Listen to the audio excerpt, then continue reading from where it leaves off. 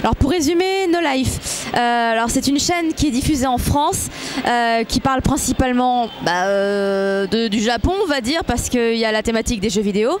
On fait beaucoup de critiques de jeux vidéo. Il y a également de la musique japonaise, c'est une part très importante sur la chaîne, car on diffuse beaucoup de clips donc de musique japonaise. On parle aussi des animés, des mangas. Il y a même des émissions qui sont produites par les Japonais pour être diffusées sur notre chaîne. Donc si vous aimez le Japon, sa culture, il y a de fortes chances pour que vous aimiez No Life.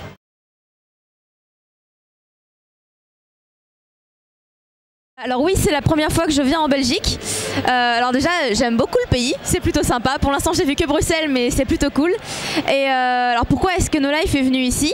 C'est parce qu'en fait, on a peut-être la possibilité de diffuser sur la télé belge, et ça nous ferait vraiment plaisir si ça pouvait arriver. Et aussi, bon, du coup, de faire découvrir le service de No Life Online. Donc c'est le service en ligne qui est payant, qui permet de regarder toutes les émissions depuis le début de la chaîne. Si vous abonnez au tarif archive, 5 € par mois, c'est pas trop cher. Ouais, voilà, en fait on fait découvrir ça car on a ramené 2 postes avec nous, 2 ordinateurs, et les gens peuvent se balader sur le site. Donc là concrètement il est offline puisque toutes les vidéos sont sur un disque dur car nous n'avons pas d'internet ici, mais c'est vraiment du tout comme, et les gens peuvent du coup tester, voir si ça leur plaît, et s'ils trouvent un intérêt, ils peuvent s'abonner aussi directement sur notre stand, ou s'abonner plus tard s'ils ont envie, mais en tout cas on fait découvrir et le contenu de la chaîne et le service, et peut-être plus tard qu'on arrivera sur la télé belge, ce serait cool aussi.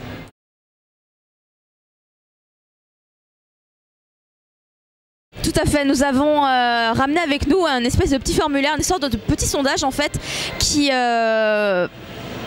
nous permettrait en fait de savoir déjà s'il y a une demande, s'il y a déjà des Belges qui connaissent la chaîne et s'ils auraient envie que cette chaîne soit disponible sur la télé belge. Donc on en a ramené un bon paquet, on en a ramené 400 en fait, et au bout du 2e jour de la convention, on en avait déjà plus. Du coup pour aujourd'hui en fait on a retourné tous les petits formulaires qu'on avait et on a renoté les numéros des questions pour faire remplir les versos aussi. Du coup on est assez content parce qu'on se disait si on en ramène 100 on sera déjà bien heureux, et finalement on a explosé ce qu'on avait prévu.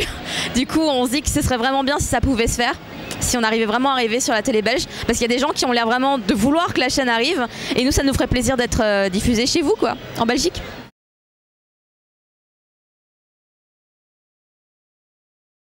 Alors on a eu un peu de tout. On a eu des Belges qui connaissaient déjà No Life parce qu'ils sont allés en France et ils ont des amis qui leur ont montré. On a eu des Belges qui connaissaient pas du tout mais qui ont tout de suite eu un intérêt pour le contenu et qui ont signé le petit formulaire, et certains même qui ont acheté des abonnements pour No Life Online.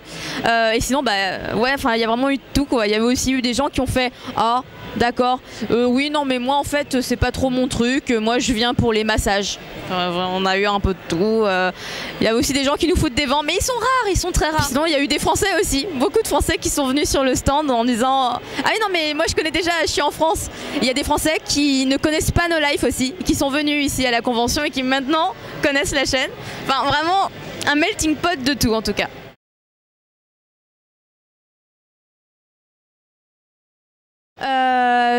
Sur la convention de Japan Expo Belgium, moi j'aime beaucoup. En fait j'aime vraiment beaucoup les conventions qui sont pas trop grosses, qui ont encore une taille entre guillemets humaine, parce que alors déjà moi du coup ça me fait moins de travail, j'ai moins de trucs à faire, et du coup je peux vraiment profiter comme un vrai visiteur de l'événement, c'est-à-dire si j'ai envie je vais faire un tour au karaoké.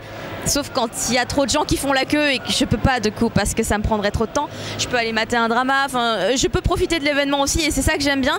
Et du coup si la convention n'est pas trop grosse aussi, il n'y a pas trop de masse qui s'accumule au niveau du stand, et on peut essayer de parler un petit peu avec chaque personne sans que ce soit expéditif parce qu'il y a trop de gens derrière qui font la queue.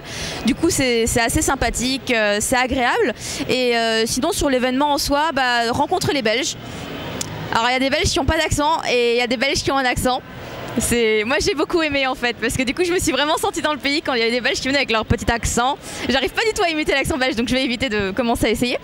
Mais les gens sont vraiment très sympas, j'étais vraiment impressionnée par l'honnêteté des Belges. Je les trouve vraiment très honnêtes par rapport aux Français. Ils nous croient sur parole, on leur dit, je pourrais leur dire oui je suis une chanteuse, je dois monter sur la scène principale, et ils me diraient oui. Je trouve qu'ils ont vraiment confiance très vite, ils sont vraiment très très gentils, ça me rappelle le Japon, ça m'a un peu perturbée, je dis mais c'est comme le Japon, sauf qu'ils parlent français, c'est marrant. Et du coup je suis vraiment très contente d'être venue, ça m'a permis de découvrir un petit peu ces gens-là, qui sont vraiment très sympathiques, très gentils. Puis en plus ils veulent nous voir dans leur pays, donc c'est vraiment bien.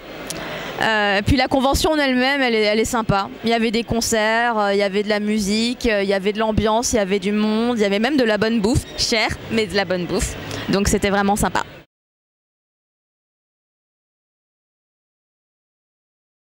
Ah, mais c'est une question difficile.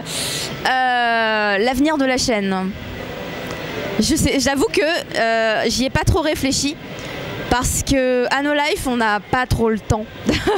En fait, il y a tellement de trucs à faire tout le temps, que c'est un achievement toutes les semaines en fait, et ça s'enchaîne, on voit pas le temps qui passe. Et d'un seul coup, je vais claquer des doigts, on sera déjà à Japan Expo à Villepinte, c'est un truc de fou. Du coup, c'est vrai que l'avenir, j'y pense pas trop parce qu'il se construit petit à petit.